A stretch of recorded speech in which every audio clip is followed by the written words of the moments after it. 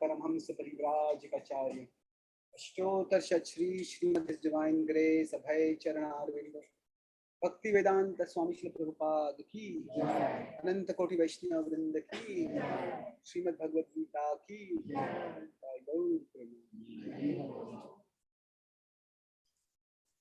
I'm grateful to be here with all of you. Am I audible behind?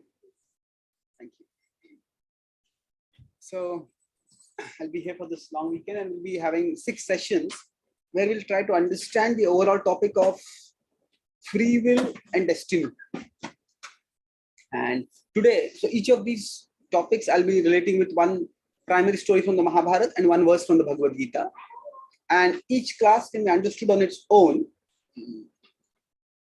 But overall, if you can participate in all the classes, the flow will and the subjects will become much clearer. So let's begin with today's class. Today's class is titled, is everything that happens God's will? That everything that happens, is it God's will? So, yatha akashasthito. Let's recite the word. Now explain and then we'll recite. Yatha akashasthito. Yatha is just as. Akasha is sky. Sthito is situated in. Nityam. Nityam is always. Yatha akasha sthito nityam. So just as it is always situated in the sky. So what is situated? Vayu. That is the wind. Sarvatra go. It goes everywhere. So go in Sanskrit and go in English is somewhat similar. Not exactly the same. But sarvatra go. So is mahan, powerful. So you don't have to repeat the translation. It's not a translation. I'm just explaining it. Maybe I'm saying it also as its translation. So Vayu Sarvatra Go Mahan. That here Krishna is saying that the mighty wind goes everywhere, and yet is always situated within the sky. So similarly, I'll explain. Vayu Sarvatra Go Mahan. Tatha Sarvani. So similarly, all. Tatha is similarly all. Bhutani. So all living beings. Tatha Sarvani Bhutani. Similarly, all living beings. What about them? Matsthanitya. So Matsthan. So Sthito and Sthan. Sthito is situated. Sthani is also situated. So they are situated. Matsthani, in me. Upadharaya. So I sustain them. They are always sustained within me. They are always situated within me. So essentially, Krishna is saying that just as the wind moves everywhere, but still remains within the sky, similarly, living beings move everywhere, but still stay within me. Matsthani Tyopadharaya. Yatha Akasha Sthito Nityam. Vayu Sarvatra Go Mahan. Yatha Sarvani Bhutani. Matstani Tyopadharaya. Yatha Akasha Sthito Nityam. Vayu Sarvatra Go Mahan. Yatha Sarvani Bhutani. Matstani Tyopadharaya. Would anyone like to recite? Yatha Akasha Sthito Nityam. Vayu Sarvatra Go Mahan. Yatha Sarvani Bhutani. Mastani iti upadharaya.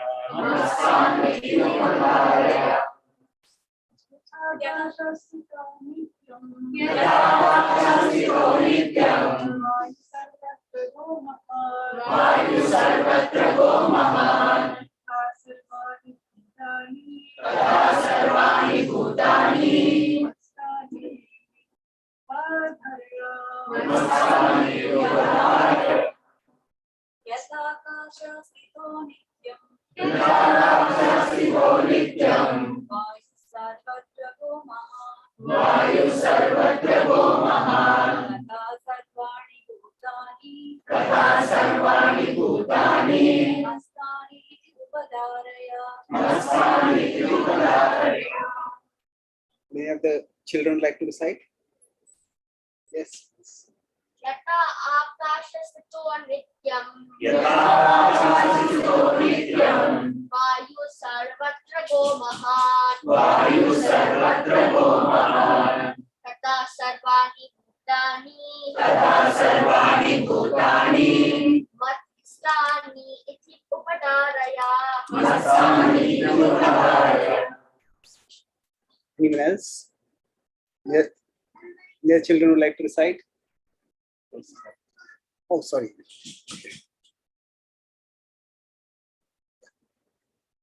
Nice.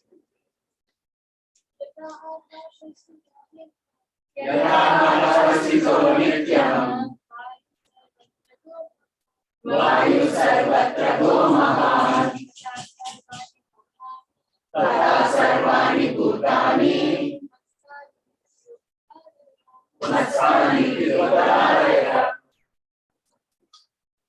Let's begin with some prayers.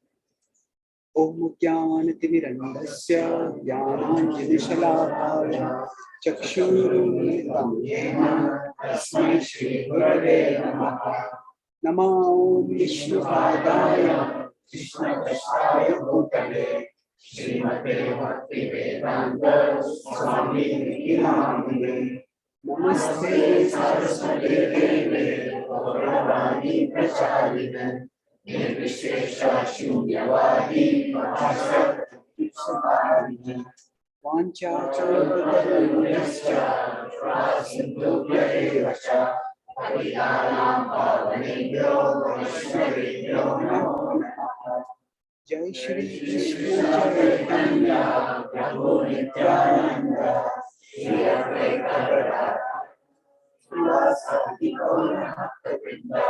Hare Krishna, Krishna Krishna, Hare Hare Rama, Rama Rama, Hare Hare.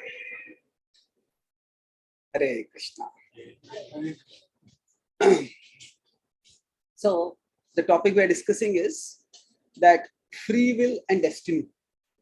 Now, I'll talk later about the relationship with the destiny and God and God's will. But let's begin today with, does God control everything? How many of you think God controls everything? That's almost something. Does anybody think God does not control everything? It's difficult, even if you, okay, a couple of you, good. Yeah. So, there is, the word control has a certain level of ambiguity.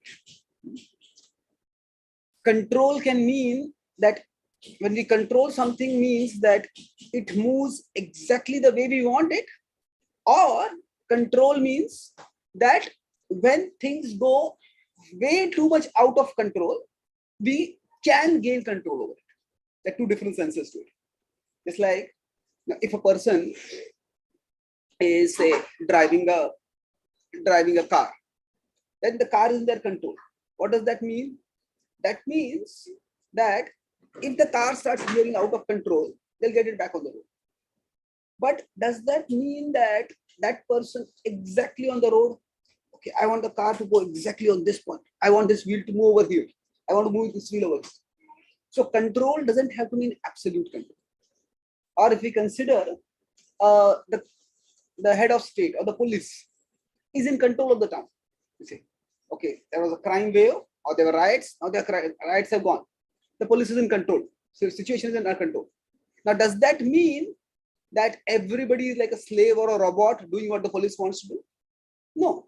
So control does not mean absolute control. So God controls everything in the sense that nothing can go out of the control of God. But that does not mean that everything is absolutely controlled and that everyone is like a robot programmed by God. So that relationship between God's omnipotence and our free will, this is one of the oldest theological problems. Does anyone know what is theology? What is it? Study of religion. Study of religion. Little bit more specific, yeah. Logos is study of science and theos is God. So it's more specifically God. So study of God. So when we want to understand nature of God, the question that comes is, if God's will is absolute, if God is in full control, if God is omnipotent, then do we have free will? And if we have free will, then is God really omnipotent? If God is omnipotent, God has the power to control everything, then He controls us also. Then do we have free will? And if we really have free will, then is God really in control of everything? So this is a tension. And this tension is resolved by Krishna in this verse. So let's look at what the metaphor means. So the sky wind metaphor to explain human divine interactions. You can see from there also. So basically, when here Krishna is using the word sky, he is using it not in a scientific sense, but in a conventional, conversational sense. So sky we see above, the sky can be envisioned to be like an upside down ball. Now the wind moves within the sky. The wind can move left, right, up, down, but it stays within the sky. Similarly, the sky is like Krishna's jurisdiction, Krishna's control. Within that, we or our free will is like the wind. So we can move, we can do various things, but within Krishna's jurisdiction. So we do have free will, but the scope of our free will, so Krishna doesn't control our free will, he controls the scope of our free will. Just as the sky doesn't control the wind, but it controls the scope of the movement of the wind. Now to nuance this further, there is only one sky and there is wind which moves inside the sky. But we could elaborate or expand this metaphor further and say that for all of us, there is a different size upside down ball around us. And all of us in that sense can exercise our free will over different degrees. Now, if a small child gets angry, the child might just pick up some toys and throw here. If an adult gets angry, the adult may take up some house utensils or may throw about their fists and hands and beat. If a gunman gets angry, they may just go to some crowded place and start shooting. The President of the United States gets angry, they can press a nuclear button. And then thousands and millions can die. So everybody has free will, but the jurisdiction of that free will is different. How much, if they use their free will well or use their free will badly, how much good or harm they can cause can vary from person to person. So now all of us have free will, but the jurisdiction of our free will is determined by God. And that is called as Kshetra. Kshetra is a term which Krishna uses in the 13th chapter of the Gita. So Kshetra means the field of activity. So all of us have different fields of activity. But none of us have an unlimited field of activity, and none of us have our field of activity for an unlimited amount of time. So in terms of space and time, our Kshetra is limited. The same person, say when somebody is the President of America, their Kshetra may be huge. But once their tenure ends, they don't have even a fraction of that power. So the Kshetra changes. So we do have free will. Now within that free will, does God control everything we do? Some people say that, many of you may have seen this Gita Sar, which is sometimes there in shops and homes. जो हुआ वो अच्छा हुआ, जो हो रहा है वो भी अच्छा ही हो रहा है, और जो होने वाला है वो भी अच्छा ही होगा. Whatever happened was good, whatever is happening is good, whatever will happen will be good. I have read the Gita dozens of times. I have friends who have read the Gita hundreds of times. And we have discussed, there is no verse in the Gita which comes anywhere close to this. I'm not saying whether it is true or false, but I'm saying that the Gita doesn't say this. Because the focus of the Gita is what? It is not God's will. It is human action. Arjuna is asking at the start of the Gita, Puchhamitvam dharma sammudha chetaha. I want to know what is dharma. Dharma is the right thing to do. What is the right thing for me to do? Should I fight? Should I not fight? Should I work? Should I renounce? And that is the question that the Gita answers. So, now of course, what happens is good or not, that we will discuss. But the point is, this is not the teaching of the Gita. But if we say, if everything that happens is good, so everything that happens is good because everything that happens is God's will, then it leads to some troubling implications. Let's consider some things. So I will be showing multiple slides from multiple places. All of these are from one of my new books. But then I'll also write some slides over here as a whiteboard. So somebody says everything that happens is God's will. Okay, you say, oh, you have such faith in God. I have such faith in God that I believe whatever happens is God's will. Okay, then what does will mean? Does it mean it was intended by God? Now, if that is intended by God, let's consider some horrible things that are described in Scripture. One of the most unconscionable, disgusting things that happens in the Mahabharata is the Kauravas' attempts to publicly disrobe Draupadi. Now, did Krishna want Draupadi to be disrobed? So, if everything that happens is God's will, the implication is that it is God's intention. Then the generalized implication would be, does God, now we can say, oh, that was God. If that was Krishna's will and that happened through Duryodhana, then does that mean that actually it was Krishna who was acting through Duryodhana to disrobe Draupadi, and it is Krishna who is coming mistakenly and protecting? That makes no sense. In general, it would mean that does God want bad people to do bad things? No. Or for that matter, does God want good people to do bad things? No.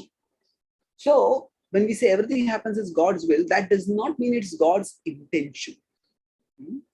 Then what does it mean? That there is intention and there is sanction. Now, what the sanction has two meanings. So, here I'll be careful. Sometimes sanction means allow. And like say, America has imposed sanctions on Ukraine or Russia. So, sanction means to disallow. So, with respect to say guns, in some states in America, guns are sanctioned. And in some states in America, if you have guns, then you are sanctioned. That's the difference. So here I'm using the word sanction in terms of allowed. So everything that happens is not intended by God, but it is allowed by. So the implication is Krishna did not want Draupadi to be disrobed. It was Duryodhana who wanted it. It was the Kauravas who wanted it. And they had the kshetra at that particular time. So they had that kshetra within which Duryodhana was occupying power. And he could do what he wanted. So, similarly, when bad people do bad things, say when Hitler terminated so many Jews during the Holocaust, it is not that God wanted that. It was Hitler wanted it. And Hitler, by his past karma, was meant to become a powerful head of state. He could have become a good head of state, or he could have become a terrible head of state. He used his free will in such a way that he became a terrible head of state. But the point is that when people do bad things, it is not that Krishna wants it. Krishna allows it within their limits of karma. Their limits of karma means that kshetra they are meant to have to a particular degree and for a particular duration. So within that degree and within that duration, they can do what they want. So Hitler wanted to conquer Russia. And he came right to Moscow, but he just couldn't conquer Moscow. So he could do certain things, but he could not do certain things. So even when somebody has power, they don't have absolute power. And they certainly don't have the power for all that. So overall, when we say that everything is in God's control, it means that if somebody is doing something bad, is it that everything in God's control means God is making them do that thing? Does it mean that God is making them do that thing? What it means is that God has given them that jurisdiction and he allows them to do it. So let's try to understand this now. Any questions at this point? Any clarification? Yes. On actually Gaurava's side, I can understand that God is helping them to do that in their jurisdiction. But on Draupadi's side, how do we understand that? She is the sufferer there, right? So in that case, how do we understand? But does God also allowing her making the jurisdiction of Okay. Yeah, that's a good question. So, is Krishna allowing Draupadi to suffer? Yes. See, now the karma is a little complex. And now the next session I'll be talking about when to focus on karma and when to focus on dharma. But in general, when somebody is victimized by somebody cruel, somebody brutal, so at one level, we understand that this person had some karma because of which they had to suffer. But that does not mean that their suffering is right. That does not mean that that suffering should be allowed to go. We have to see what is the dharma of the people involved. Say, for example, if thieves break into a particular person's house and they rob and they injure the person, and then they fly. Now, from that person's perspective, okay, this must have been my karma, that's why it happened. But that's one level of explanation. However, simultaneously, when the police come over there, the police can't say it was your karma. The police have to think, what is our duty over here? Our duty is to find the criminals and get the lost property, persecute the criminals. Now, if the police try their best and after that it doesn't happen, then they can say, okay, the suffering and this loss was meant to be a karma, accepted. So in general, when something has already happened, we accept it as due to our past karma. But future choices, they are based on understanding our duty or whoever is involved, their duty, their dharma. Then we decide what is true. So in one sense, karma, understanding the principle of past karma brings acceptance. And understanding the principle of dharma brings diligence, brings responsibility. And both are required in life. Okay? Thank you. Yes. Acquiring karma, this only happens because we have free will. So the activities we perform in the free will are the result of our karma, or how we acquire karma. Okay. How do we acquire karma? Yes, by the use of our free will. So we could compare karma to a bank account. So if we use our money responsibly, we save in the bank account, there is a positive balance. Now sometimes we may be able to overdraw. We can draw out because of my past credit good history if it is there. We can draw out more from our account, but eventually there's negative balance.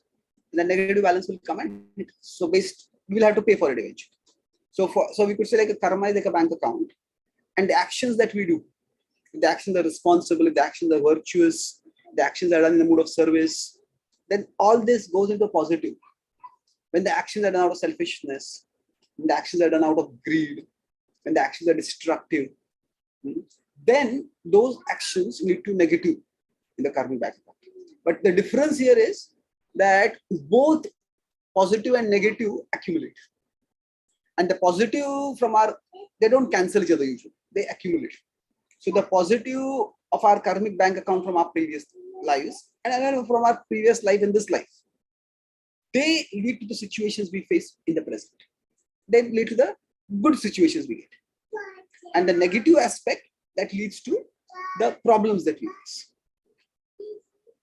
So Krishna does not nullify our karma. Krishna does not interfere in our karma. We will come to that later if you don't mind.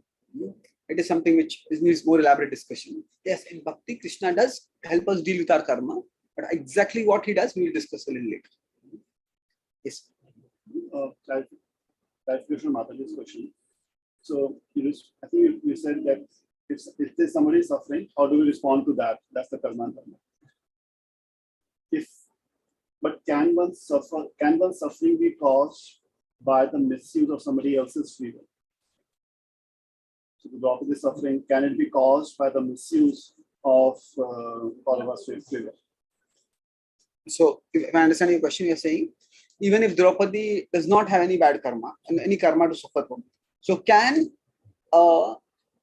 some person misuse their free will to cause undeserved suffering on someone else? Is that your question? Yes. Okay.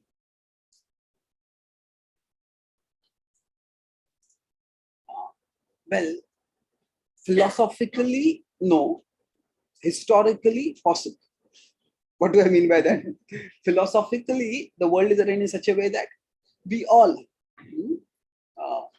there is ultimate justice in the world. Although it's not immediate justice. Ultimately, the justice. Now, historically speaking, the cycle of karma has to begin somewhere. So, in that sense, somewhere it could be that somebody is getting some undeserved suffering. But in general, for us, We understand that if somebody is going through something, it is because of something they have done in the past. Again, this is not meant to make us heartless. It is not meant to make us apathetic toward their suffering. So generally, philosophical perspective, we can say that it is due to their personal action.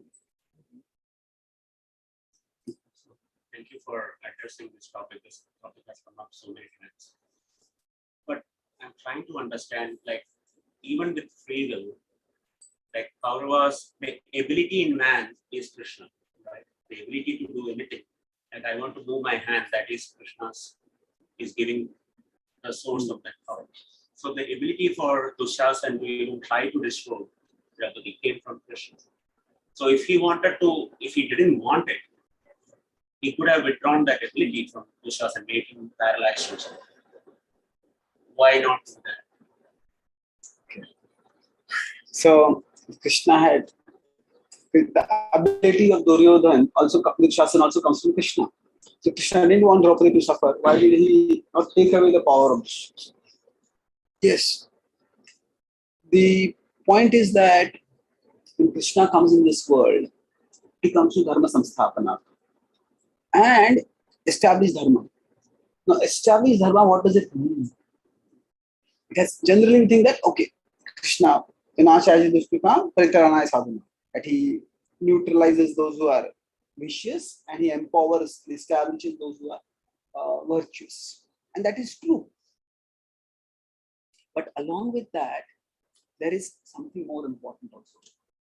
Krishna doesn't just establish order at that particular time, does that, but he also exemplifies, shows by example how those who are virtuous act.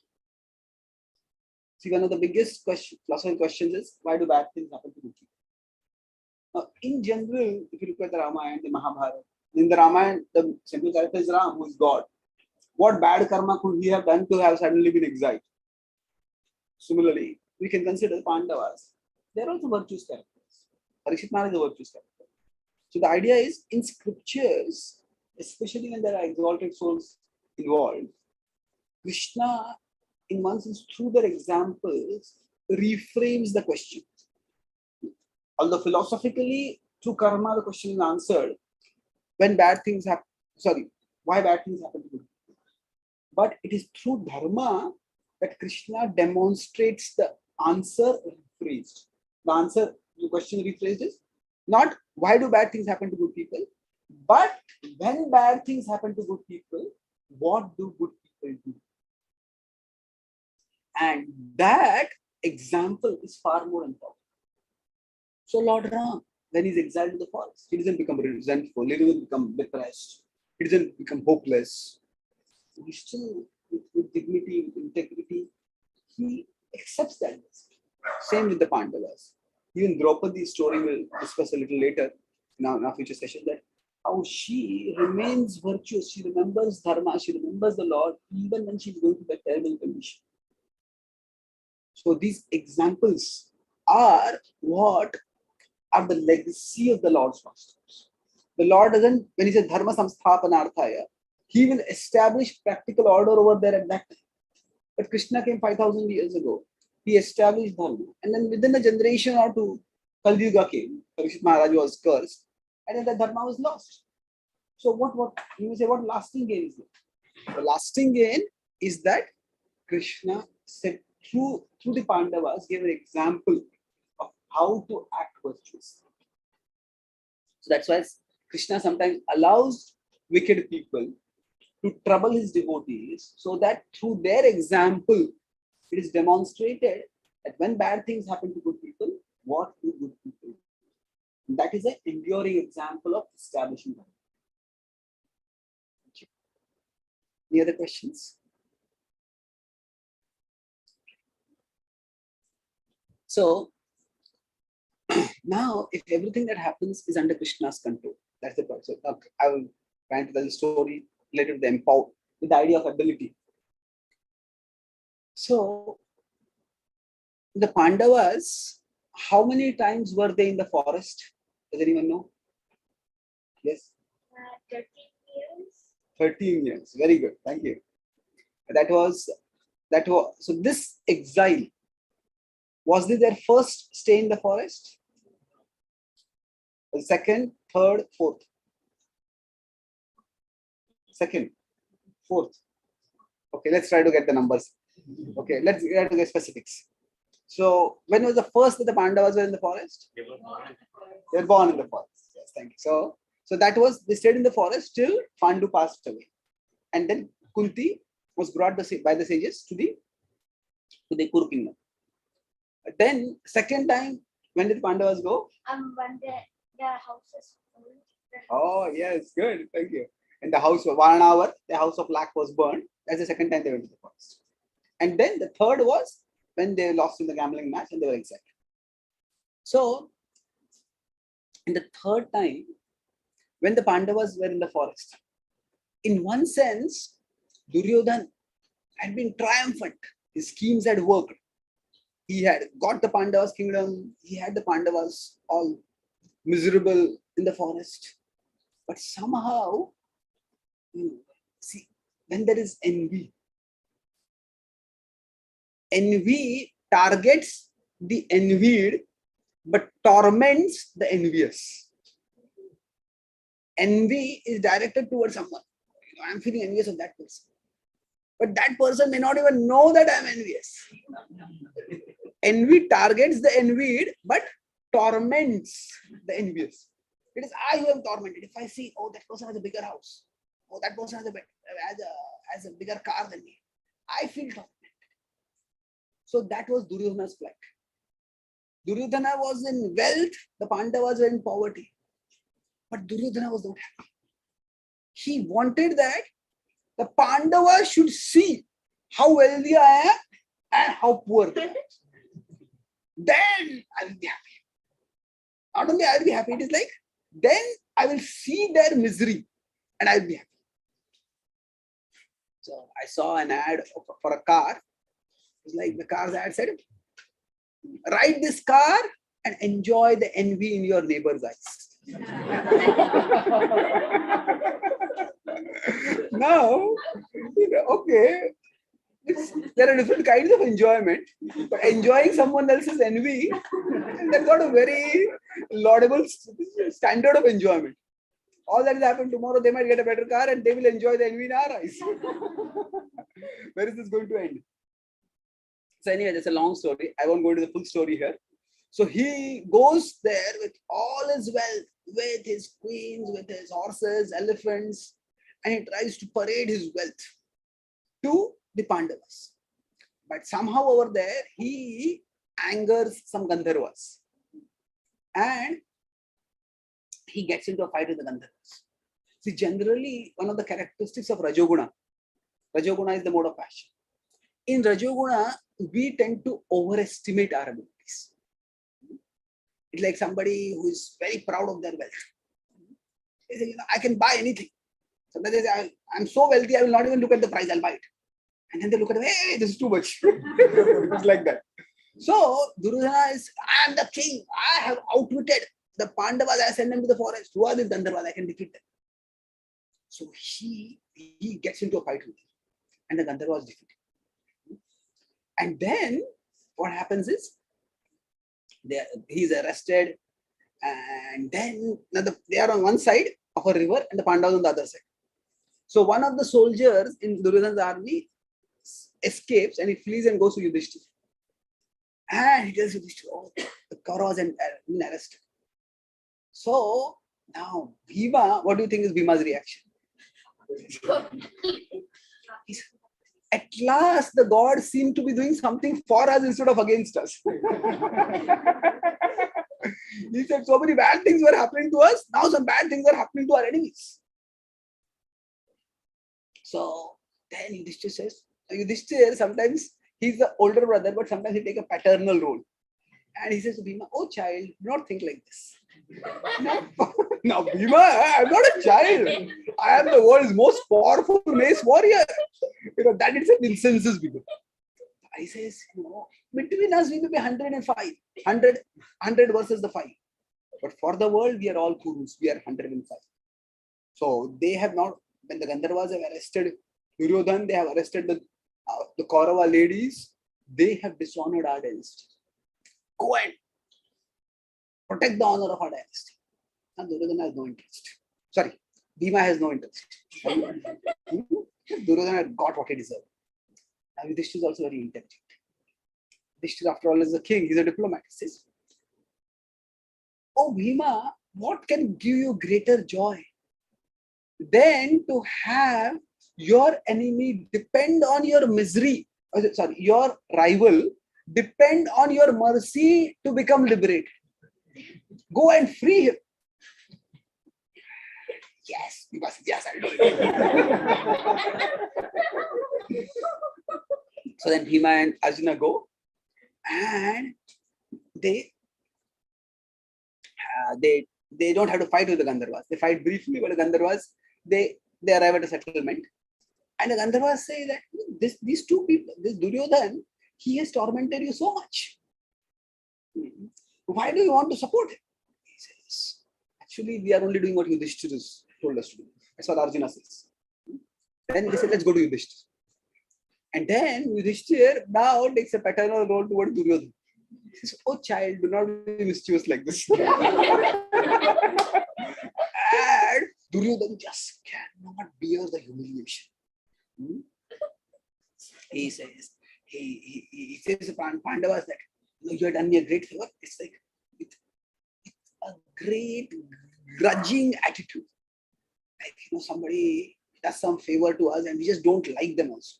We don't like the fact that they have done some favor, but still, at least thank you. It's like, thank you comes like I hate you. So he says, you have done me some favor and you owe me. If you want something from me, I promise you I'll do it. And Yudhishthira says, we don't need anything from you. At least not now. And Duryodhan goes away from there. And when he goes away from there, at that time, he meets, what has happened is Dushasan and Karna and Shakuni had also been there. But the Gandharvas attacked so fiercely that they all got wounded and they had retreated or fled, depending on which perspective you want to take. If there's some people who are very partisan to Karna. For them, Karna can do no wrong. So Karna actually gets wounded and flees from there. But he just retreated some people. Okay, fine. But he comes back and then Duryodhan is completely humiliated. He had been arrested. And then he tells Dushasan, it's nothing more unbearable for a self-respecting person than to be humiliated in front of them. After suffering such humiliation, I can't live. He says, I am going to end my life. He says, so there is, now suicide is where somebody just directly kills themselves. But there is something called Prayavrata. Prayavrata means one just decides to fast till death. It's not an easy thing to do. See, that about suicide it is said, the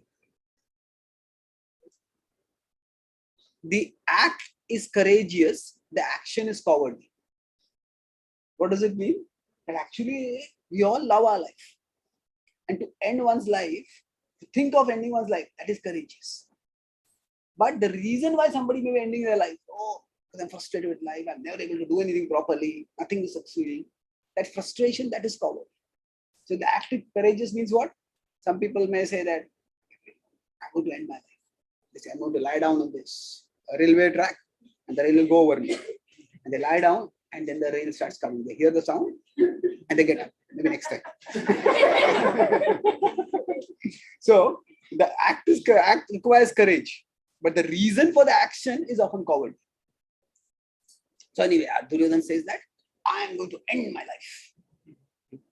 And Dushasan says, no, I cannot be the king. I cannot be the king, you be the king. And Karna says, we'll fight again, we will win. Shakuni says to him, this is just a small adversity. He says, you didn't have to go through the humiliation I had to go through. You didn't have to look at the face of Bhima and have to thank him. So he said, I'm going to end my life. And then he goes into a secluded place in the forest and sits down and sits in meditation, resolved to fast till death. And then Dushasana, Karna, and Shakuni are there. They're thinking how to persuade him, but they all know Duryodhana. Duryodhana sets his mind on one thing, he's just going to do it. So disappointed, they walk away from it. And as Duryodhana is sitting in this trance, immovable, suddenly he feels as if he has been picked out of his body. He's pulled out of his body. Some kind of mystical being has come. That being has pulled him out of his body and is pulling him. And he seems to travel to another level of existence. And there he sees powerful beings, but they don't look like any of the gods that he has ever seen. So, who are you? Where am I? Those beings, but one being clearly seems to be the head among them. And he says, we are the Daityas and the Danavas. And you, O Duryodhan, are the product of our lifetime of austerities. It's that we perform austerity so that you would be born on earth as our agent. You will be empowered to take over the earth for the Daityas and the Danavas. In future, a great war will happen.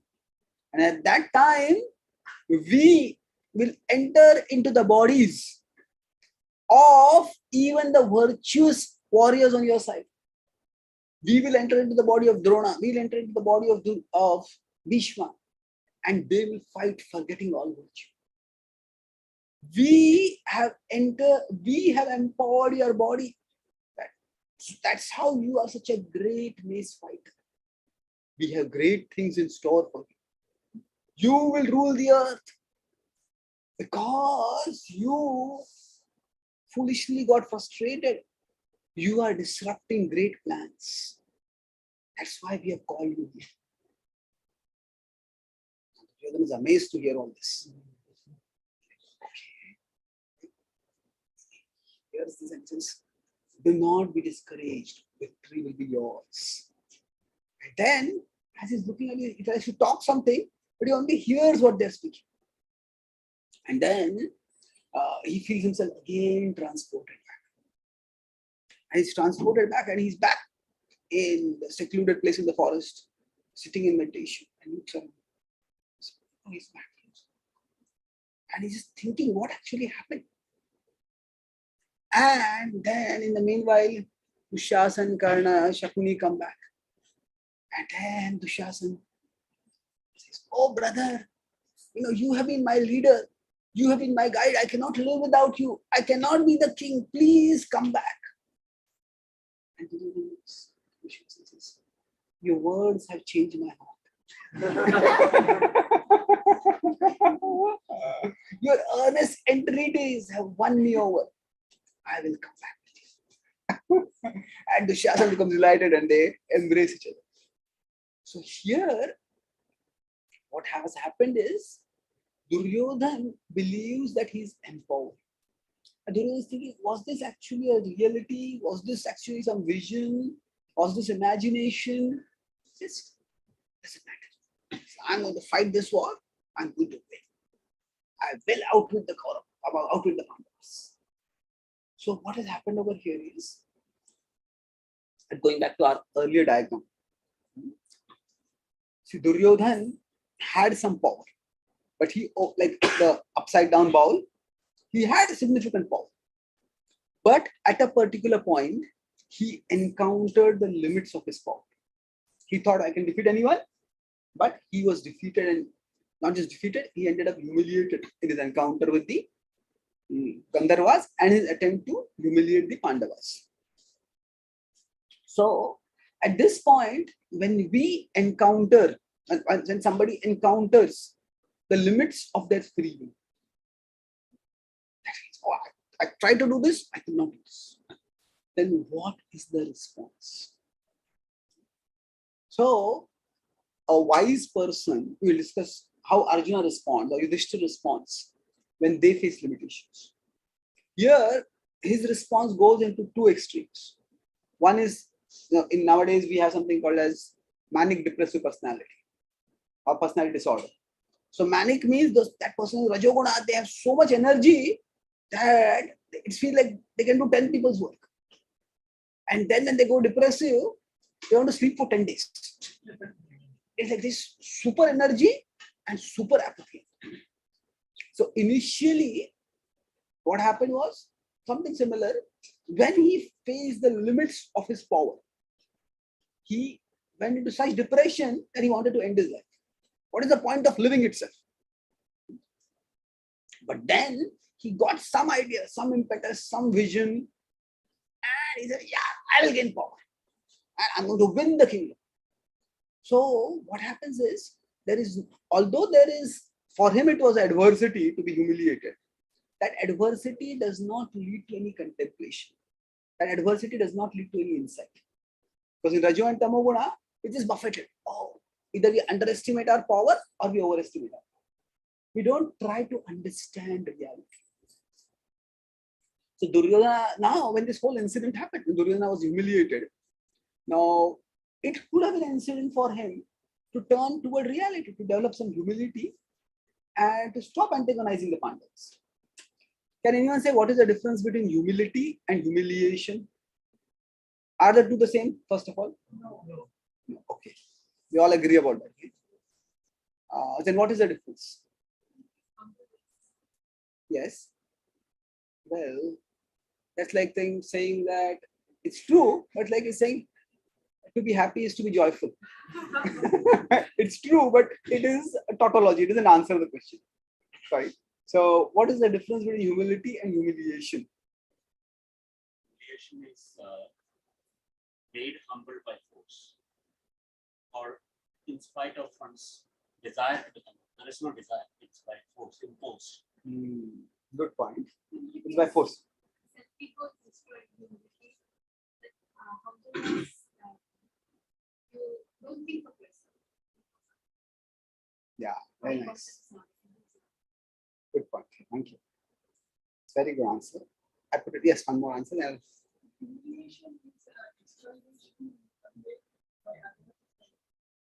Humiliation could be because we are exploited by others. That's also possible, yes. So, the way I understand it is that humility is false ego renounced.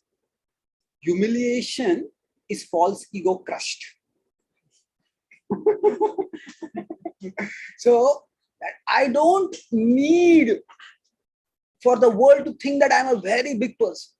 I'm satisfied with who I am. I'm not satisfied, more than satisfied. I'm secure in who I am. That is humiliation. I'm insecure in who I am. Humiliation means I want everybody to think I'm such a big person. But then somehow events turn out in such a way that I'm shown to be not a big person. I'm like a small, tiny, pathetic kind of person. So then that is humiliation. So the two are very different. Now, the humility, you also mentioned, humility is voluntary. And humility comes when you think of something bigger than ourselves. Humility is associated often with selflessness. It's generally, humility is not about devaluing ourselves.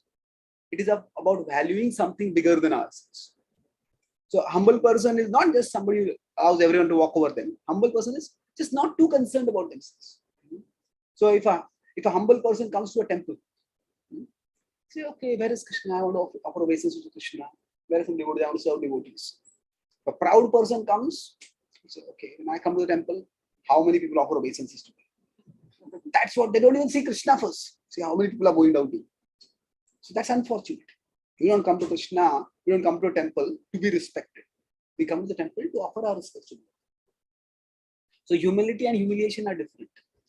And humiliation can sometimes lead to humility. But that's only when that person is introspective. That means when our expectation or craving that I should be respected is not fulfilled, is thwarted. In fact, the opposite happens like this. we are disrespected. One possibility is, hey, maybe this respect business is all overblown. I don't need all this. I don't want to get into this business of craving to be recognized by the world. That could be one, and that could be one response, and that can lead to humility. But other can be, you disrespected me, I will get back at you. So disrespect or humiliation can lead to what's called as revenge fantasy. Then that never leads to humility. That only leads to further aggravation. So when Duryodhan suffered this adversity, what happened was he thought he had a big upside down bowl, but he hit his limitations. What he decided was not that okay, this is my power, let me accept it. Oh, I have the Daityas and Danavas with me. I am going to be powerful. I am going to conquer everything. And that's how he completely drew the long lesson. So Krishna, did Krishna want Duryodhan to again start fight? Krishna never wanted Duryodhan to commit suicide. Did Krishna want that Duryodhan should again start antagonizing the Pandavas? He had his kingdom, the Pandavas had their kingdom. They could have lived peacefully. But what happened over here is his response was the problem. So within our free will, what we do is up to us. And sometimes we may respond in ways that make things worse. That's in Rajo and Tamo Guna, we generally respond in ways that make things worse. In Sattva Guna, we respond in ways that can make things better. And in Shuddha Sattva, in a mood of bhakti, that is the best response. So Duryodhana's example demonstrates what not to do when we are frustrated. When we meet with adversity, what not to do. Both responses, getting so frustrated that I want to wanting to be suicidal, and then getting so energized, again so convinced that I continue with my evil schemes. That is also unhealthy. I'll conclude with the last one, and we can have some questions. That here the question might come that when the Daityas and Danavas came and they said that you are our representative, you are empowered by us. Now, what does that mean? See, the idea of empowerment is something we generally associate with a religious or a divine context. But it is not always like that. We mentioned earlier that all ability comes from Krishna. There is the Vibhuti. But the Vibhuti, all abilities come from Krishna, but it is up to us what we do with those abilities. All abilities come from Krishna, but all abilities may not take us to Krishna. Somebody has singing ability, that's wonderful. They can sing about Krishna and they go toward Krishna. They inspire others' consciousness to go toward Krishna. But somebody has singing ability and they sing all kinds of sensual songs which just trigger material desires among people. Neither are they going toward Krishna, nor are they taking others towards Krishna. So, empowerment itself is no sign of spirituality, is no sign of a connection with the divine. That person's connection with the divine. Yes, they have got empowerment that has come from some source. So, that is fine. But is it taking them toward that source? That is the key. As devotees, we want to see Krishna everywhere. So, if somebody is a great sports player, a great cricketer, a great tennis player, their ability is also coming from Krishna. But if they are just materialistic, if they are godless, then their ability is not going to take them to Krishna. So everybody who is doing anything wonderful, worthwhile, wonderful in life, they are empowered. But everybody who has an extraordinary ability with which they are achieving something, they are empowered. But what are they empowered for? That is the important thing. So having empowerment is not as important as having the knowledge of what to use the empowerment for. When we have that, then whatever empowerment, whatever ability we have, our kshetra might be very small. But within that, we'll be able to do good for ourselves and do good for others. Somebody may have a huge kshetra, but if they don't know what to do with that kshetra, they'll harm themselves and they will harm others. So Duryodhana demonstrates the perils, the dangers of having great power without a proper sense of virtue, a proper moral sense, a proper understanding of what to do with what. The whole world craves for increasing the kshetra, whether it is by more money, more power, more contacts, more skills, and that's useful in its own way. But more important than increasing our kshetra is increasing the proper use of the kshetra that we have. Gaining money is making money is important, but what we are making with money is even more important. If we are not using the money we have properly right now, then we get more money, we are more likely to not use it properly. So instead of craving, we all feel today social media has connected us with the whole world. That means we can see practically wealthy, successful, good-looking people everywhere. And it's so easy to compare ourselves and think, oh, if only I had that thing, I only had that thing. But yes, maybe having those things could be helpful. But more important than that is, what are we doing with what we do? So the more we use properly what we have, the more are the chances that when we get something more, we'll use it better. But if you're not using what we have properly, if we get more, we're more likely to misuse it. And Duryodhana demonstrates this danger. So Krishna's will is ultimately for us to use our free will properly. And if we use our free will properly, he will expand our area of free will. So rather than praying to Krishna, Krishna, please increase my area of free will. Please give me more wealth, please give me more contacts, please give me more abilities, more resources. Krishna, please bless me so that I can use what I have. And then when Krishna gives more, we'll also use that. So I'll summarize. I spoke today about 4 main points. First, I started with this verse, Yatha Akashitato Nityam, that does Krishna control everything? Yes, in the sense that things never go completely out of his control. But that doesn't mean Krishna absolutely controls every single living beings, every single action. So Krishna is like the sky, and Krishna's controllership is like the sky, and our controllership is like the wind within the sky. But the sky for all of us is different. It is like our kshetra, and that depends on our past karma. So that was the first metaphor. The second was that the difference between Krishna's intention and Krishna's sanction. It is not that when bad things happen, it is not that Krishna wants them to happen. Krishna allows them to happen. We discussed. Not that Draupadi wanted Krishna to be destroyed. Sorry, Krishna wanted Draupadi to be destroyed. Not like that. Dushasan wanted it, Krishna allowed it because the Kauravas had that karma. Third, we discussed the story of Duryodhan getting humiliated. And the point was that when somebody encounters the limits of their kshetra, he thought he had more power than what he actually had. He was humiliated by the Gandharvas. So at that time, the tamasic response is to just underestimate our ability, just give up everything. And he wanted to commit suicide. The Rajasic response is, I'll get more power, I'll get back at it. But neither of these responses are healthy. And the last point we discussed, Sattvic response is, when we hit the limits of our power, instead of humiliation, we can choose humility. Humility means that, oh, why could I not do that? Why don't I have that? We focus on not just gaining more resources, but better using the resources we have. And then we get more, we'll be able to use them also better. So we can all pray to Krishna. We all have, Krishna, I have the power to desire. Let me use this power to desire to use better what I have instead of simply craving for better things. That's how we can make our life better here and now. Thank you very much.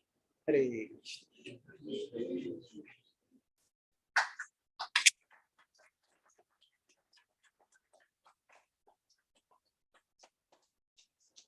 Are there any questions or comments? Yes. Get the information from Mahabharata that he decided that he's going to leave his body by fasting, and then It's there. Is there in Krishna Dharma Prose Ramayana, Mr. Mahabharata? Krishna Dharma Prose retold it. I have seen it in the Ganguly's Mahabharata is the unabridged one. I have seen it there. Which one did you read?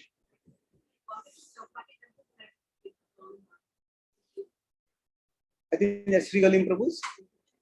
Yeah, Sri Galim Prabhu is quite abridged. He doesn't have all the stories in it. Yes. Thank you for the wonderful class. For me, when I contemplate the Mahabharata, it's a study of extremes. Like Duryodhana is like always going back, like to the ultimate level. Right? Even when hitting his limits, he is going to the even more worse. Right? And Yudhishthira is all good, and he is always doing the right decisions, etc. For me personally, when I look at my own life, and I hit these circumstances, right, which are adverse, like somebody is misbehaving or things, I often get confused as to how to respond. The response question is very difficult for me. Like, if I think about it in the philosophical case, I think, oh, why bother with that? It's all like they are being bad, so just tolerate. Don't do it. Or should I do something?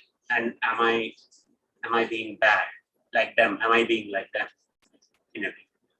So how to make that decision? All the questions have made me realize one thing. I structured this course not very properly. All the questions that I'm going to answer in the third, fourth, fifth, sixth section, all of them been asked here now. So this was the whole topic of the last session.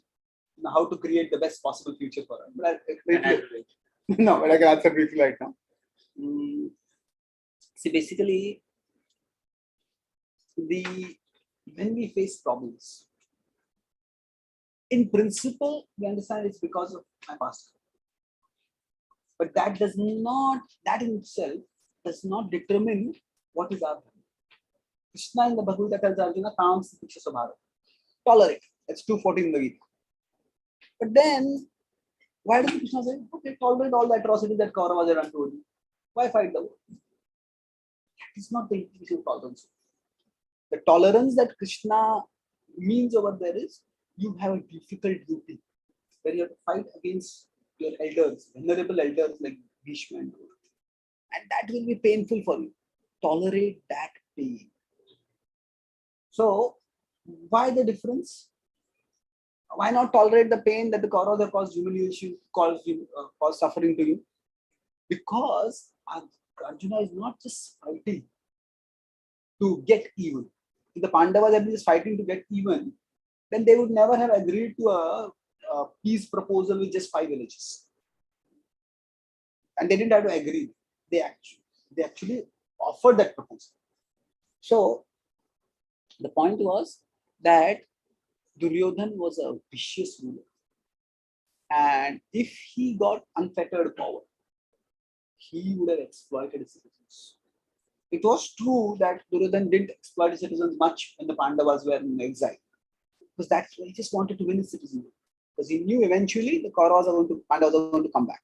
And my power will be challenged. And he wanted his citizens to support. That's why he was generous, giving gifts and things like that. But if the Pandavas would have been out of the picture, then his real nature would have come out. And he was by nature, he was evil. He was envious. He was insecure. So for such a person to be allowed to be in power would have been a dereliction of duty for the Pandavas. Would have been irresponsible for them. So it is not just they are fighting to win the kingdom for themselves. They are fighting to establish dharma in the world. And as Kshatriyas, it is their duty. So to answer your question, no, when somebody does something bad to us, we can say it's because of my karma. But I have to focus on what is my dharma, what is my duty in this situation. So depending on our position, what is the role we are having in society? If say we have to be very careful about this karma limitation. Say if we find that we have a child and our child is being mistreated by some other child, can we say it is probably my child's karma that is suffering? It's my karma that I have a child who is suffering. Accept that? Well, no, if we can help, we need to help. Sometimes, of course, children need to sort out their issues among themselves, and that's also part of growth. But sometimes if there's a big bully who is coming in the way, then maybe something has to be done. So the focus is on our dharma. And dharma is not easy to understand. But in general, it is that there are certain areas when our duty is clear. If we are doing the right thing at that time, we are showing Krishna that I want to do the right thing. The more we do the right thing when we know what is right, the more Krishna will let us know what is right when it is not clear. So that's how. So tolerance is a virtue, but tolerance is not the supreme virtue. Ultimately, the supreme virtue is devotional service. The servants of Krishna are not to serve Krishna.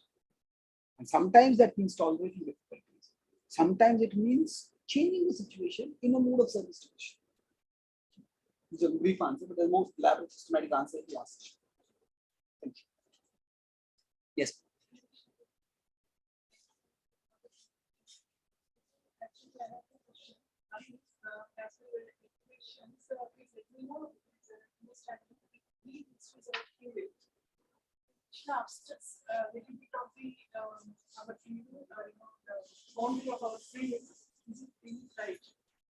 If we misuse our free will, does Krishna obstruct our boundaries of our free will? Yes, it is not necessarily Krishna immediately. That's the way the world is structured. Its material nature works that way. Say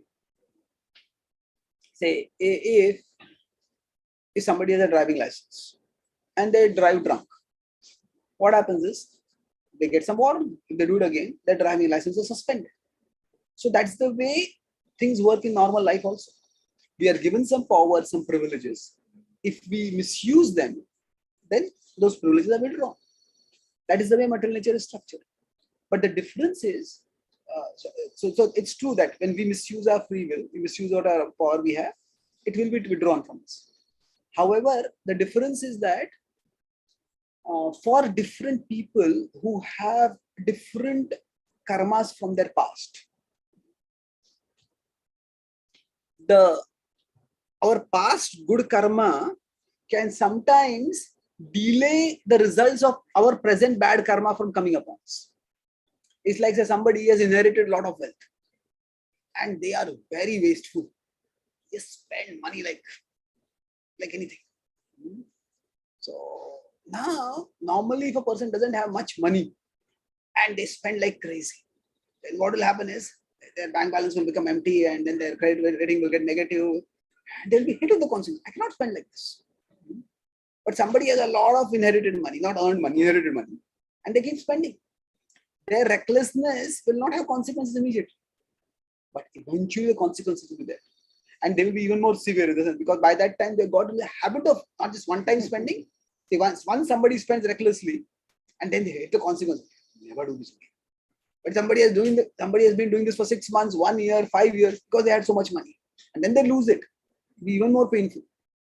So what it means is, take another example to illustrate this is that say if somebody is on the first level of a building and they jump down just for fun, they're going to injure themselves. But somebody is in a helicopter and they jump from the helicopter, they are also going to injure themselves. They're going to injure themselves far more.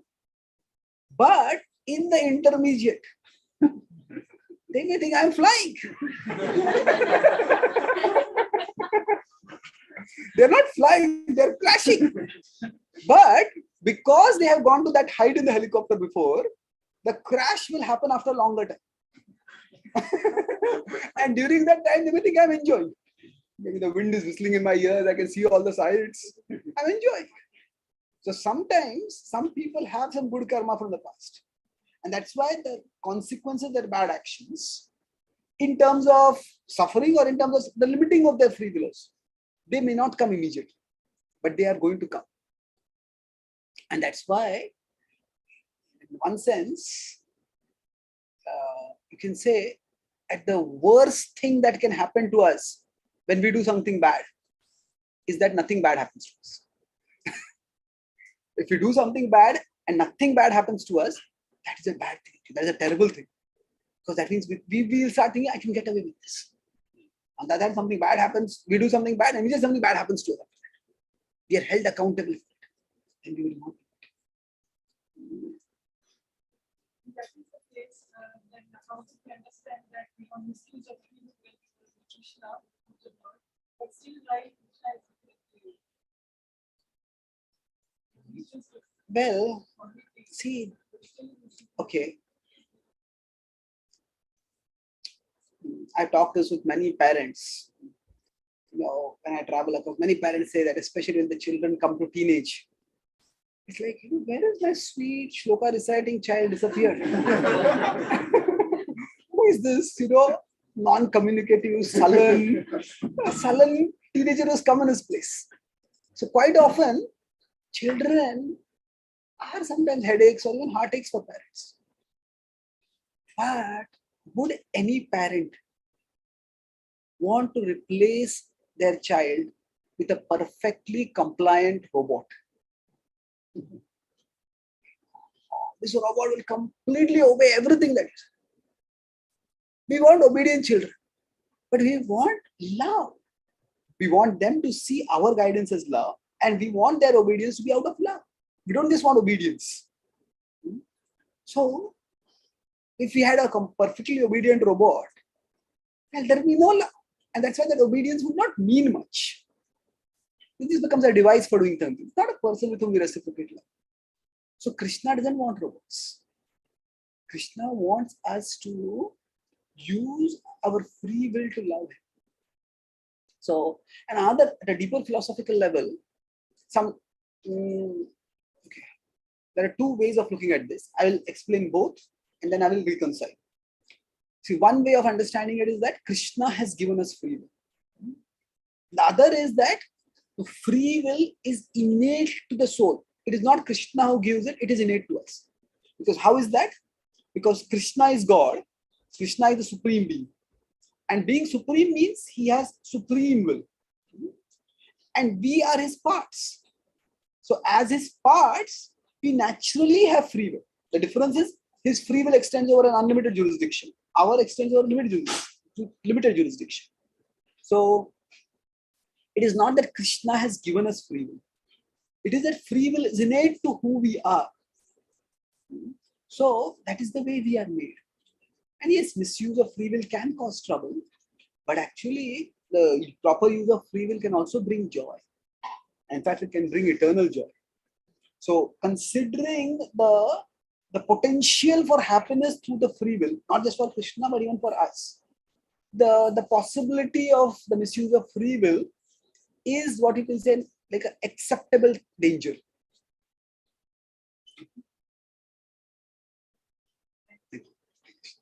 Yes.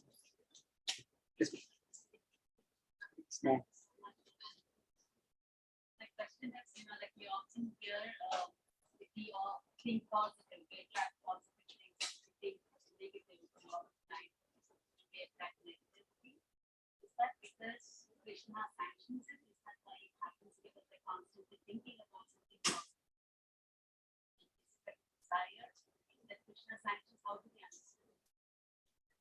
You're saying that if we constantly think positive, then something positive happens. They say, right? Yeah, like, Positive and positive. well, okay. Let's see. Okay, I'll just explain. It's a simple concept. Basically, for anything good to happen, we have to use whatever resources we have. So if you have a program and you're cooking prasad, then we have to cook carefully. So anything good we want to do, we have to use our resources properly. Now, it is not guaranteed that just by using our resources properly, good thing will happen. Then sometimes there are factors beyond our control which can go wrong. But we have to do our part resolutely. Now, one aspect of our doing our part properly is not just engaging our body, but also engaging our mind positively. So that means visualizing a positive result is a part of human endeavor. The Pandavas, when they were in the forest, they envisioned eventually there's going to be a war. How are we going to prepare for the war?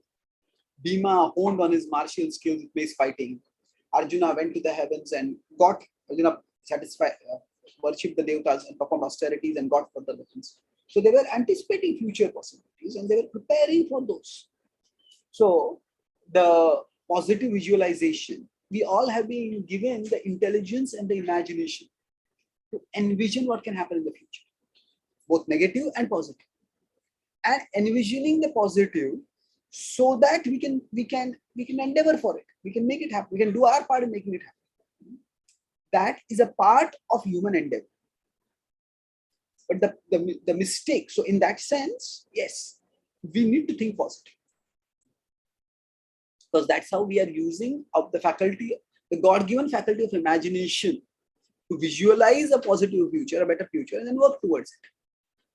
The mistake, however, is to think that our visualization alone will produce the result. That there are books like The Secret and other, The Power of the Subconscious Mind, all these, they do have some kernel of truth that quite often our body and mind might be out of sync. Physically, we are doing something, but our mind is saying we'll never be able to do it. Then it's unlikely we'll be able to do it because we are not doing our part itself properly. Our endeavor has to be proper. So there is a kernel of truth. But the problem is that these books like these in general, they try to absolutize the power of the mind. They make the mind into God. If you just visualize, then it will happen. If a man thinks, I want to have a big car, and the next day have a car. That's the kind of stories that it's not likely to happen like that. So we may visualize, think positive. I'm never going to die. I'm never going to die. And the Yamdutas come, you're already dead. So there is limit to the power of visualization. Just like there are limits to our physical abilities, the limits to the abilities for what we can do with our body. Similarly, there are limits to what we can do with our mind. But just as there are things we can do with our body, there are similar things which you can do with our mind. So positive thinking should not be devalued, but it should not be absolutized. In one sense, Prabhupada was thinking positive when he said that when he came to America, he was all alone in a park in America, and he told a person who had just attended his talk, there are temples, there are thousands of people filled with the temples. Only time is separating us. So that was positive thinking. But Prabhupada was also working for it. Prabhupada was striving, and ultimately it was Krishna's mercy by which it happened. So we don't absolutize, we don't devalue the mind, we don't trivialize the mind, but we don't absolutize it. Yes, we'll come to you.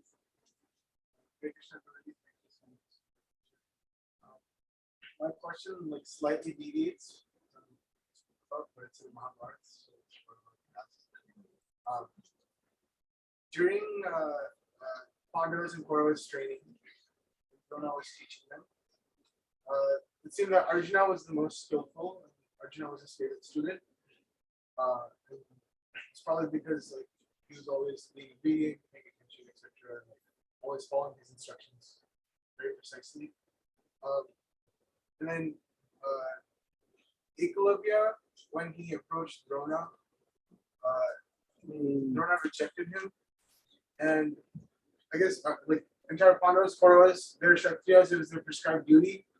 But as you mentioned, Prabhupada mentioned, it's whatever we do best is what we should if I'm interested in music, I like to kirtan, etc. Anyone else. So Ekalavya had that natural inclination to fight. Okay. See what is happening. So the Eklavya story is that why did Drona deal with Eklavya the way he dealt with it? This is a big question, but I'll try to answer briefly.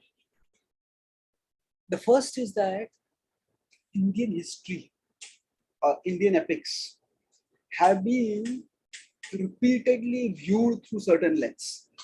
Say, for example, the lens of caste discrimination, or the lens of, say, exploitation of the lower caste, or say the feminist lens where always women are considered to be exploited, or things like that.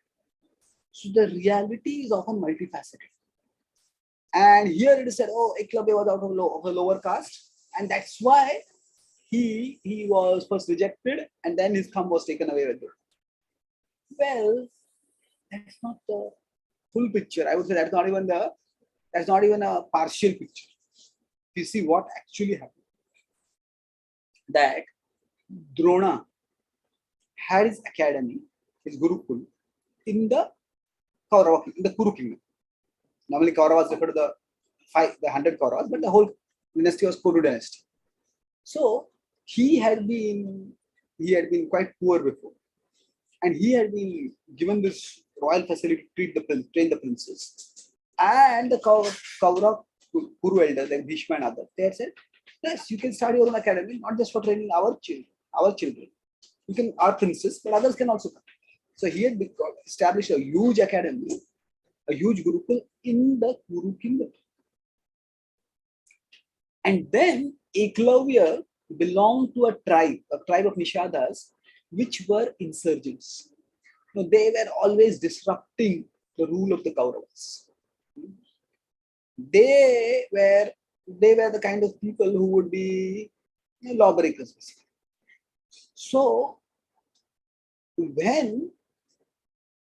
now that he belonged to Nishadas was true, but that was not the primary reason why Drona said that I will not educate. They were belonging to a tribe which was disruptive of the Kaurava rule, the Kuru rule. So it's suppose there is some big military general from India. He's treated a military training academy, and some terrorist from Pakistan comes and says, I want to be trained over. He said, well, no, you cannot be trained over. Now suppose that terrorist or potential terrorist or whatever, somebody that terrorist somehow secretly gets the training. Then what do you do at that time? So Eklavya, he made a effigy of Drona. He observed from behind the trees how Drona was training the Pandavas or his students in general, and he gained the knowledge. Then the thing he could do is that he had to disempowers, he had to neutralize. So what he did was, give me your thing. So this should not be seen through a casteist lens. It has to be seen through the lens of state security. And Eklavya was a threat to the Kuru state. If sometimes it says that because Drona favored Arjuna and he wanted Arjuna to be the greatest archer and Eklavya could have been a threat for him, that's the reason he asked him for his thumb. Well, that is the story told from a particular lens. Generally what has happened is the Indian epics, they have been, like the Ramayana, Mahabharata, they have inspired millions. And there are many positive retellings filled with which bring inspiration. But there is an increasing tendency, especially the leftist tendency, to give subversive readings of these epics. Subversive means whatever the standard narrative, subvert it. So portray the good guys as the bad guys. Portray the bad guys as the good guys. So I was in South India. I was doing a program. I was one person who said, I belong to the RPC. What is the RPC? Ravana Protection Committee. So they have created, some of you may know about Indian history, there is this whole myth that there are some Aryans who came to India and there are Dravidians who were suppressed. Now, if you go to genetics, there is no significant difference between the genetics or genes of Dravidians and Aryans. Those are called Dravidians, they're similar. But these people in this myth, they portrayed that Ram was an Aryan and Ravan was a Dravidian, and the Aryans destroyed the Dravidians. And we want to protect Dravidian pride. And that's why we want to protect Ram. Now, in the Ramayana, there is no mention of any Dravidians first. That word doesn't come. So we are imposing our lens on the Ram. So similarly here, the caste lens is not the appropriate lens. It's a national security consideration. It's unfortunate, you could say, that things happen with Eklavya the way they happen. But then he belonged to a particular community, and Drona felt that it is my duty to protect the state and the interests of the state to which I belong. So that's why he asked for this. Okay. Yes, sir. Going back to the question of free will, karma that one has allows one to be sanctioned to continue to perform sinful acts. Also, in the nectar of devotion, there's this aspect that as a result of sinful actions, one of the reactions is the propensity to perform more sinful actions. Propensity to perform? More sinful actions. Okay, yes. So that the sinful actions and reactions grow and then they become manifest. Yeah. Could you or just throw some light, just explain that concept there is a propensity. Okay. So one of the reactions of misusing, of doing wrong activities is that the tendency increases. Yeah.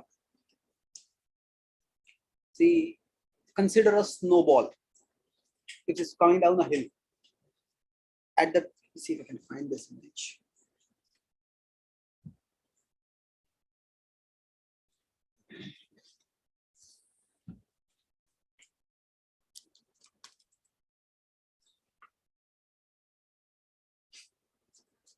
Will not stop the snowball. This article. So anyway, so with a snowball on top of a hill. Initially, when it is formed, it is not even a snowball; it's a snow pebble. At that time, a person can just flick it with their toe, and it will crack apart. But as it starts coming down, down, down, down, it starts gaining mass and momentum. Maybe halfway down, it's become a snowball. By the time it comes down to the bottom of the hill, it has become a snow boulder. The same person who could have flicked it with his toe, that same snow boulder will knock over that person completely. So similarly, what happens with the wrong actions that we do? Say somebody goes to college, a young person who has been brought up in a nice cultured family, they go to college. And then there is peer pressure. Come on, you drink. He says, no, I don't drink. How long will you be a baby? Drink now. There's all kinds of peer pressure. At that time, it's possible to say no. At that time, it's like a snow pebble. Just no, like crack, it goes up. But if they drink once, twice, thrice, that snow pebble is going down, down, down. It is becoming slowly a snowball. Maybe if they keep drinking for 6 months, 1 year, then what happens is that person may end up becoming alcoholic. And then after that, when the urge to drink comes, it's almost impossible to say no, because it becomes snow boulder. It comes, it just overwhelms. So that's how we become addicted. So yes, it's the impressions within us, they become stronger and stronger. The samskaras, they become stronger and stronger when we keep doing the same activity again and again. And that's how that activity starts becoming the default activity. And resisting it becomes more and more difficult. Fortunately, this dynamic works for positive activities also. If we decide I'll wake up in the morning, early maybe. If I wake up at 7 o'clock, I'll wake up at 6 o'clock, or 5 o'clock, whatever. First day it is difficult. Second day it's difficult. But if you keep doing it for a few days, maybe do it for a week, 2 weeks, 3 weeks, over a period of time, it will become easier. So then that will become a default activity. That's why I'm going to speak in manner. How to free our free will is one of the topics I'm going to discuss. So there, we'll be discussing how changing ourselves. It does not just require intention. I just need more willpower. Well, yes, willpower is required, but more than willpower, simply repetition is required. If you just keep doing it, regularly, what happens is that snowball will be formed, the snow pebble will form, it will grow, grow, grow, it will become easier. So that's how it works. Okay. So do all of you know that Have the topics been shared with you? What we are going to discuss in the next few sessions? For general topic was given. Okay, the subtopics are not given. Not for every section. Let me see if I can. There are subtopics. 6 topics I had mentioned. Okay, yeah. So, is everything that happens Krishna's will? That's the first topic. Then, next topic is how free is our free will? That's tomorrow's topic. We'll be discussing based on one particular, not today evening's topic. How free is our free will? Then, the third is, are we the doers or are we not the doers at all of anything? Then the fourth topic is destiny changeable? And the fourth is when to focus on karma and when to focus on dharma. So I have discussed some things from all these topics and how to shape the best possible future. That was with respect to when you faced adversities, should be just tolerate or should respond. That will be discussing. So these are the 4. Your destiny and free will is the broad topic, and these 6 are subtopics within them. So thank you very much. Srimad Bhagavad Gita ki, Srila Prabhupada ki, Gaur Bhakta Vrinda ki, Gaur Prema.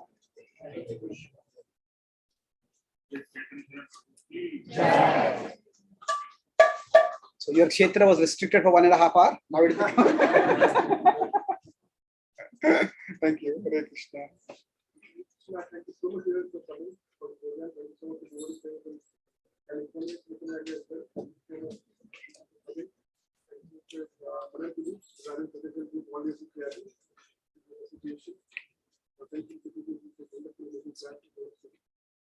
So I have speak audio. So I have written a few books. Actually, more than 25 books have written, but I brought 2 books which I have recently written and 1 card deck. So this is 365 quotes based on the Bhagavad Gita. It's like a calendar. You can just put on your desk and flip and every day read one quote. And this is also a very non-intrusive way to share spiritual wisdom with your colleagues and relatives. You just keep the desk, they read it. And if they find a quote interesting, then they may want to know more about it. You can discuss. Each of these is inspired by words from the Bhagavad Gita. There are various topics like facing adversities, overcoming temptations, becoming more mindful. So these calendars are available. And then these are 2 new books which are written. Both of them are based on the Bhagavad Gita. This is Bhagavad Gita Insights and this is Relishing Bhagavad Gita. So Srila Prabhupada's Bhagavad Gita I had read several Bhagavad Gita before, but I was amazed by Prabhupada's singular focus on giving the clear conclusion of Krishna's essential teachings in Bhakti. So I have been studying the Bhagavad Gita for many years, and how to understand Prabhupada's teachings in a way through different frames of analysis. How to understand Krishna's words in the context of his conclusive teachings of Bhakti. So this book approaches the Bhagavad Gita from a relational perspective, relishing Bhagavad Gita. That means the Bhagavad Gita is not just a philosophical discussion, it's a discussion between 2 friends who love each other, Krishna and Arjuna. So what is Arjuna's mood when he asks a particular question? What is Krishna's mood when he's making a particular statement? How their relationship is expressed and developed through the Bhagavad Gita. That is, there are 100 articles in this, both 100 in both of these. And some of the flow charts or the diagrams or the table that you saw, like that there are 80 illustrations in each of these books. And Relishing Bhagavad Gita approaches the Gita from a relational perspective. Bhagavad Gita Insights approaches the Bhagavad Gita from a rational perspective. So when we read the Gita and come to know about its concepts, say, what does being detached actually mean? If you're detached, won't you become cold-hearted? Won't you become irresponsible? Krishna says, be detached from the fruits of your work. Does that mean we should never set goals in our life? Krishna says, like today's concept we discussed. Is everything controlled by God? Or everything is Maya? What does it actually mean? So these questions that may come to a thoughtful reader of the Gita, they are answered. So each of these articles is like a question answer format. And you don't have to read it linearly. You could just look at the table of contents and find out whichever question intrigues you. And you can go to that and get the answer to that question. So these 2 books and the calendar are available for those who would like to have it. Thank you. Hare Krishna.